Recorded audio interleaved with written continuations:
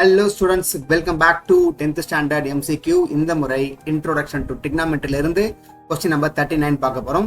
உங்களுக்கு இன்னும் எத்தனை பேர் அந்த trigonometry டேபிளோட வேல்யூஸ் படிக்காம இருக்கீங்கன்னு தெரியல. அதை செஞ்சு படிச்சு வச்சுக்கோங்க. ஏன்னா அந்த வேல்யூஸ் ரொம்ப முக்கியம். அதை நீங்க சப்ஸ்டிட் பண்ணா இந்த ஆன்சர் உங்களுக்கு சிம்பிளாவே கிடைச்சிரும். ஸோ நீங்க ஃபர்ஸ்ட் என்ன பண்ணணும், நீங்களே இந்த வீடியோவை பாஸ் பண்ணிட்டு நீங்க போட்டு பாருங்க ஆன்சர் கரெக்டா வந்ததா இல்லையான்றதை ப்ளே பண்ணி இப்போ நான் எக்ஸ்பிளைன் பண்ணும்போது நீங்க சிம்பிளா புரிஞ்சுக்கலாம். ஸோ ஃபர்ஸ்ட் அப்படியே சப்ஸ்டிட் பண்ணிக்கோங்க. 3/4 ஆஃப் tan ஸ்கொயர் 30ன்றாங்க. tan 30 உடைய வேல்யூ என்ன? 1/√3. அதுக்கு நான் ஸ்கொயர் பண்ணணும். மைனஸ் சீக்கன் 45 கேட்குறாங்க. இப்போ சீக்கன் 45 தெரியலன்னா ரொம்ப சிம்பிள், காஸ் 45 ஞாபகம் வச்சுக்கோங்க. அதை ரெசிப்ரோக்கல் பண்ணிக்கோங்க. காஸ் 45 எவ்வளோ? 1/√2. அதை ரெசிப்ரோக்கல் பண்ணால் எனக்கு √2 மட்டும் தான் வரும். இதுக்குமே ஸ்கொயர் இருக்கிறதால நான் ஸ்கொயர் தான் போடணும். அண்ட் தென் சைன் ஸ்கொயர் 60 சொல்றாங்க. அப்போ சைன் 60 உடைய வேல்யூ என்ன?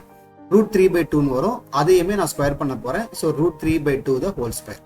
ஸோ வேல்யூஸ் நீங்க கரெக்டா எழுதுனாதான் உங்களுக்கான ஆன்சர் கரெக்டா வரும். அதை மறந்துடாது.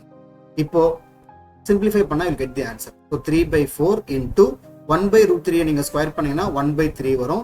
√2 நீங்க ஸ்கொயர் பண்ணா வெறும் 2 மட்டும் தான் வரும். √3/2 நீங்க ஸ்கொயர் பண்ணாலும் உங்களுக்கு 3/4 கிடைக்கும். இப்போ இந்த 3 கேன்சலா, அப்போ மீதி என்ன சார் இருக்கு?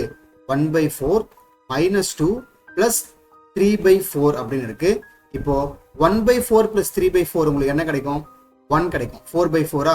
அப்போ 1 - 2 உங்களுடைய ஆன்சர் ஆப்ஷன் ஏ -1 தான். 1 - 2 என்னது? -1.